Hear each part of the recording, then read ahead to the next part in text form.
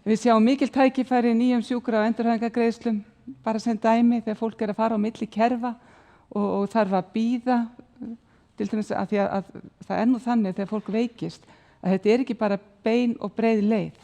Fólk lendir í alls konar hlutum og það getur orðið bakslag í veikindum og svo framvegis, þannig að það ekki óalgengt að fólk fari frá okkur í starfsendurhæfingu inn í heilbrigðiskerfið, komi svo jafnvel til okkar aftur og þessar nýju sjúkra- og endurhæfingargreiðslur gera fólki kleift að hafa trygga framfærslu á meðan þessu ferli stendur. Þannig að það þarf ekki verið í angist framfærslu sína og við vitum það bara að þegar fólk hefur ekki trygga framfærslu að það náum við ekki góðum árangri í endurhæfingu. Þá allur fókusinn á það að geta borga reikninga og það bara eðlilegt. Þannig að þetta svo mikilvægt fyrir okkar fólk í endurhæfingunni að breyta kerfin og breyta greiðslunum á þennan hátt.